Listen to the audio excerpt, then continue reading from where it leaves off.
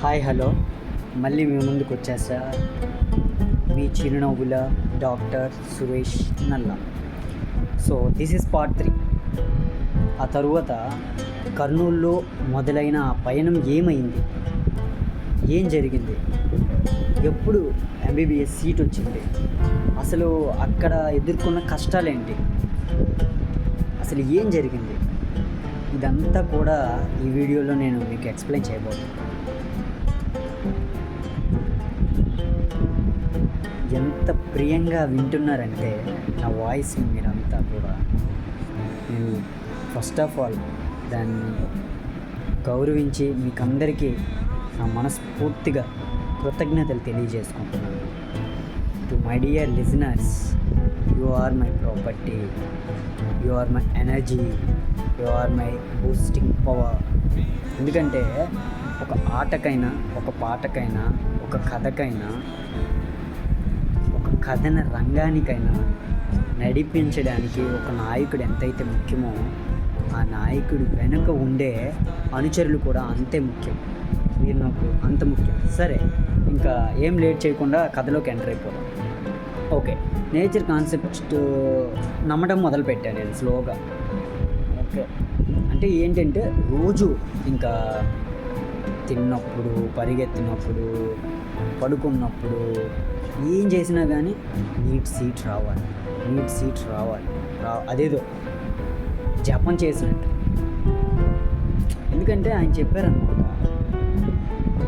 గట్టిగా అనుకో, గట్టిగా అనుకో, అమ్మ అయితే అది అనేవారు. చాలా చాలా చక్కగా చెప్పేవారు. చాలా కూల్ పర్సన్ ఆ జువాలజీ సార్ మాత్రం.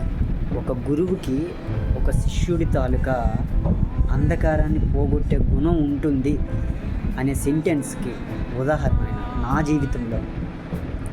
ఎందుకు ఒక మనిషి గురించి ఇన్నిసార్లు ఇంతగా చెప్పుకుంటున్నావు అని అంటే, ఒక మారుమూల ప్రాంతంలో ఎక్కడో ఆకతాయిగా వీధుల మధ్యన గల్లీగా ఆకతాయిగా ఎలానో ఒకలాగా బతికేసే బతుకు కంటే ఈరోజు ఒక సోఫిస్టికేటెడ్ లైఫ్, ఒక రెస్పెక్టబుల్ డిగ్రీ ఉన్న లైఫ్ని నాకు అందించే ఆయన చెప్పే మాటలు కానీ, ఆయన చెప్పే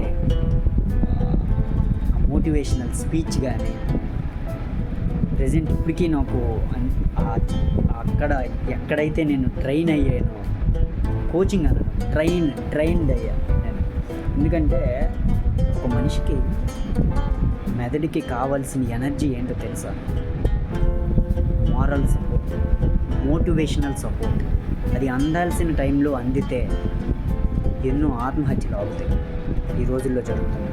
రీసెంట్గా మొన్న మా కాలేజీలోనే ఒక అబ్బాయి పైనుంచి 5th ఫ్లోర్ నుంచి కిందకి దూకేశాడు. ఎందుకు ఇవన్నీ జరుగుతున్నాయి? Only due to lack of motivational support, emotional support అది లేదు. సో ఇదంతా ఆయన దగ్గర నుంచి నేను నేర్చుకున్న విషయమే. ఓకే, ఇంకా అలా నమ్ముకుంటూ వచ్చా. నేను గ్రాండ్ టెస్ట్స్ రాస్తాను. సండే పూట ప్రతి కాలేజీలో అవుతుంటాయి కదా గ్రాండ్ టెస్ట్లు. అలాగా రాస్తూ ఉన్నా, మార్కులు తక్కువ వస్తున్నాయి. ఒక దగ్గర బాధపడుతున్నా, ఒక దగ్గర మంచిగా వచ్చినప్పుడు ఎగిరిపోతున్నా. మళ్ళీ ఆయన చెప్పేవారు, అమ్మ కాదు, ఈ ఒక్క విషయమే నీ విజయాన్ని ఆపేయలేదు. ఈ ఒక్క టెస్ట్ రాసినంత మాత్రాన నీకు విజయం వచ్చేసినట్టు. అంటే ఒక పర్టికులర్ సన్నివేశము లేదా ఒక చిన్న విషయము మన పూర్తి నాలెడ్జ్ని టెస్ట్ చేయదంట. ఎప్పుడు కూడా గుర్తుపెట్టుకోండి ఈ విషయం. ఒక ఎగ్జామ్లో నువ్వు ఫెయిల్ అయ్యావా, నీకు జ్ఞానం లేనట్టు కాదు దాని మీనింగ్. ఓకే, సో అదనమాట. సో నెక్స్ట్ అలా చేస్తుంటూ ఉండగా ఒకరోజు ఏం జరిగిందంటే, నేను ఉదయం పూట 4 o'clock లేచేవాడిని. 4 o'clock లేచి చుట్టూ రౌండ్లు కొట్టేవాడిని. అక్కడ గవర్నమెంట్ ఫుడ్స్ కదా, ఎలా ఉంటాయో మీకు తెలిసిందే. ఆ చట్నీ వేసేవాళ్ళు, తినడానికి నాకు చాలా ఇబ్బందిగా ఉండేది, చాలా దారుణంగా ఉండేది, కఠినమైన పరిస్థితి అనిపించేది. నాకు పడుకోవడానికి కూడా బెడ్ ఏం లేదు తెలుసా. కింద గచ్చు మీద చల్లగా తగిలేది. అది ఎంత దాదాపుగా రాత్రి 4 గంటలకి లేదా 3:30 ఆ సమయంలో ఏం జరిగేదంటే చల్లగా వీపుకు తగిలేది. ఏంటి అని చూస్తే మన కార్పెట్కి ఒక ఇంత పెద్ద చిల్లు ఉండేదన్నమాట. అది జరిగిన విషయం. సో ఇంక లేచిపోవడం, మళ్ళీ గ్రౌండ్ చుట్టూ పరిగెత్తడం. ఎందుకు పరిగెత్తడం? నిద్రపోతామేమో, మన టార్గెట్ నుంచి మనం డీవియేట్ అయిపోతామేమో అన్న భయానికి అయిపోయింది. పరిగెత్తుతుండేటప్పుడు కూడా నా బ్రెయిన్లో తిరిగేది అదే, నీట్ నీట్ నీట్ నీట్. ఎందుకంటే ఆయన చెప్పారు కదా, గట్టిగా అనుకోవాలి అనుకున్నా అయ్యింది. ఫస్ట్ టైం నాకు సీట్ రాలా. ఫస్ట్ టైం, సెకండ్ టైం మళ్ళీ రాసినప్పుడు చాలా కష్టాలు పడ్డా. మళ్ళీ ఇంకా ఫస్ట్ టైం నాకు రాలేదు కదా, సెకండ్ టైం కూడా ఏమొస్తుంది, ఈ రైల్వే జాబ్స్కి వెళ్ళిపోతాం అటు ఇటు అని నేను అనుకున్నాను. ఎందుకంటే ఒక మనిషి ప్రయత్నం అనేది ఎప్పుడు కూడా 100% పెట్టలేడు అన్నమాట. ఎవరు కూడా 100%కి 100% పెట్టలేము. మనకుండే ఎబిలిటీ చాలా ఎక్కువ. బట్ మనం ఏంటి అంటే ఆ ఎబిలిటీని గుర్తించకపోవటం వలన ఇదంతా జరిగింది. ఓకే, సో నేనేమంటానంటే ఇప్పుడు మనకి జరిగేవన్నింటికి కూడా మనమే కారణం అని నాకు అర్థమైంది. మళ్ళీ చదవటం మొదలుపెట్టి, మళ్ళీ పరిగెత్తా, మళ్ళీ తలుచుకున్నాను. Same concept, same load the gun, trigger, fire అలా అన్నట్టు మళ్ళీ మొదలుపెట్టా. ఈరోజు మీ ముందు నిలబడ్డా.